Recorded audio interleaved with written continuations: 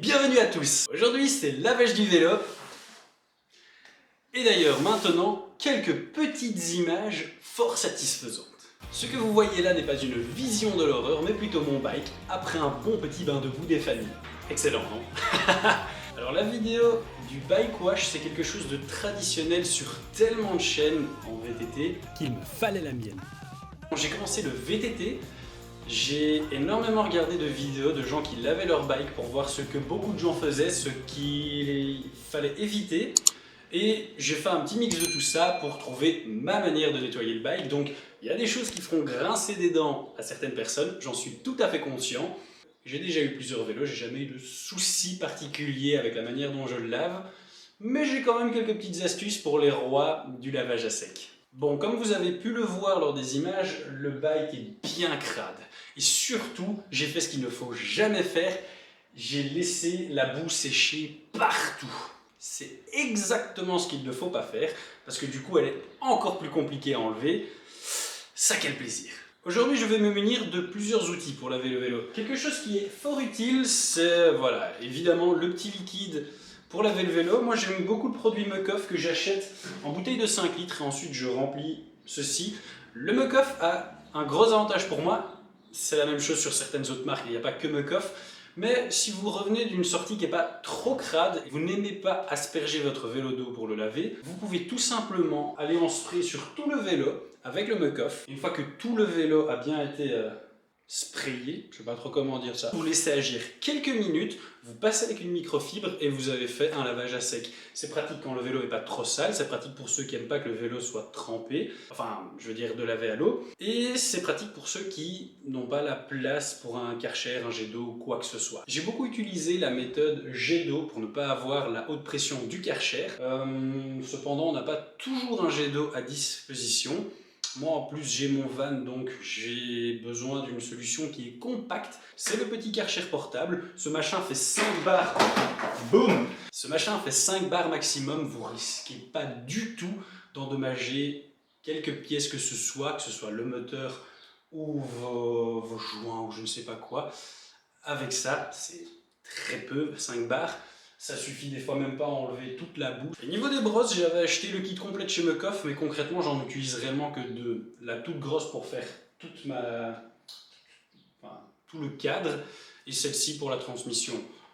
De temps en temps, je prends aussi les plus petites brosses pour faire mes amortos et ma fourche, mais ou passer dans des endroits où c'est un peu plus compliqué. Honnêtement, là j'avais pas envie en fait.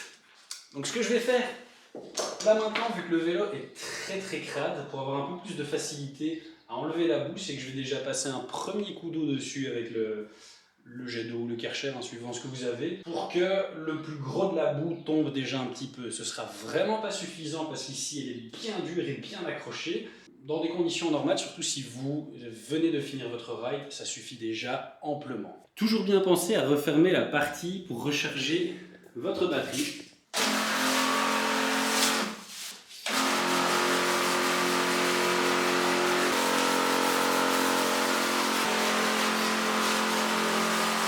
Voilà, je viens de passer un petit coup d'eau sur le vélo. C'est maintenant que la magie opère. On va mettre le liquide, laisser agir 2-3 minutes et ensuite déjà place au rinçage, puis au séchage.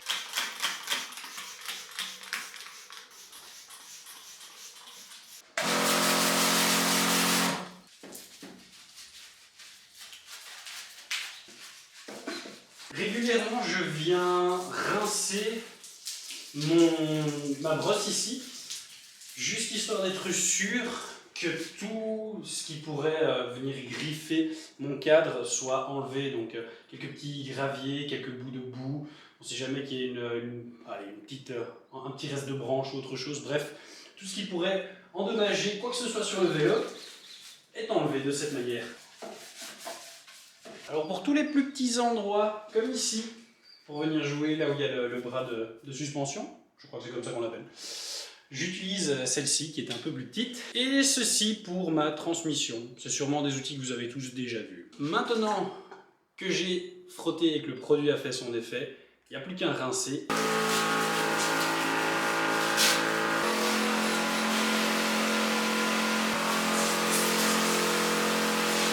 Voilà, votre bike est désormais propre.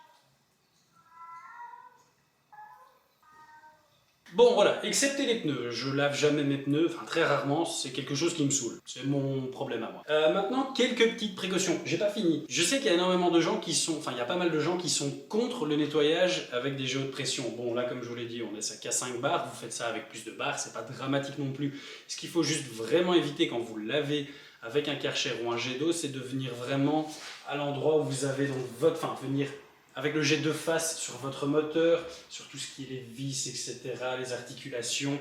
Oui, ça, c'est pas une bonne idée, ça, c'est dangereux.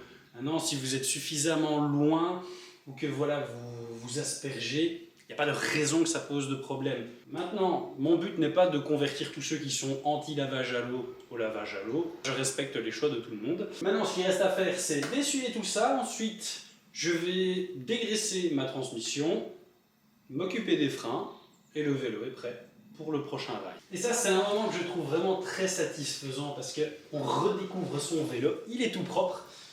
Et quand on se rapproche un petit peu comme ça du vélo et qu'on l'écoute, il est juste en train de nous dire « Ouais, maintenant j'ai juste envie d'aller me taper un gros bain de boue !»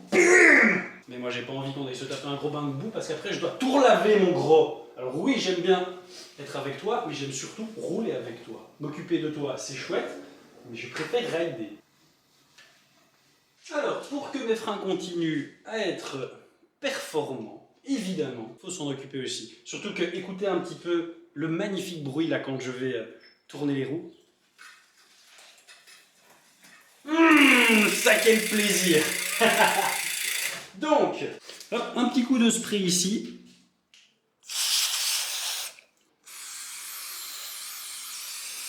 C'est une chose qui est évidemment pas hyper facile à faire à une main, je vais continuer avec mes deux mains. Et avec une microfibre pour protéger le reste du vélo, pour ne pas venir l'agresser avec le liquide. J'ai comme la légère impression que mon disque commence à tirer une sale tête. La prochaine étape, une fois que tout ceci est fait, je dégraisse ma transmission. Donc pour ceci, soit j'utilise ce petit outil que vous connaissez sûrement, qu'on vient mettre sur la chaîne, on met du liquide dedans, alors soit vous achetez du liquide pour dégraisser la chaîne, soit honnêtement, je trouve que ça va très bien aussi avec du liquide vaisselle en fait. Moi j'ai du liquide vaisselle au citron qui a des pouvoirs dégraissants, et bien ça fonctionne super bien, ça lave super bien. Il y a une autre solution qui consiste à mettre deux brosses à dents les unes contre les autres à chaque extrémité de la chaîne. Vous pédalez, vous appuyez sur le mode walk et ça va venir nettoyer, évidemment toujours avec du liquide ou du savon vaisselle, votre chaîne. Sinon, vous pouvez utiliser des dégraissants, celui de Decathlon, WD-40, Muc-Off, une autre marque, et vous venez asperger votre chaîne ainsi que votre... moi, je fais souvent le dérailleur et la cassette aussi. Faites très attention en faisant ça, c'est de surtout éviter de venir mettre du spray sur le disque de frein qui pourrait être contaminé et ensuite vous le flinguez et ça freinera plus, c'est dommage. Donc faire très attention quand vous utilisez le spray. Et voilà comment un nettoyage par moi-même se finit. Enfin, non, il me reste encore à moi une étape et si quelqu'un voudrait m'aider, ça m'arrangerait. Pour des raisons techniques de tournage, j'ai nettoyé dans un endroit qui n'est pas l'endroit où je nettoie habituellement. Et faire ça dans la cour a foutu un boxon incroyable. Alors s'il vous plaît, lâchez votre meilleur like, abonnez-vous si ce n'est pas déjà fait et lâchez des commentaires pour me réconforter un petit peu là de tout ce qui m'attend. Je vais mettre plus longtemps à relaver tout ce que j'ai sali autour du vélo que d'avoir lavé le vélo en lui-même. Et peut-être même que le temps du montage. Allez, sur ce, je vous retrouve très vite pour une prochaine vidéo. Peace!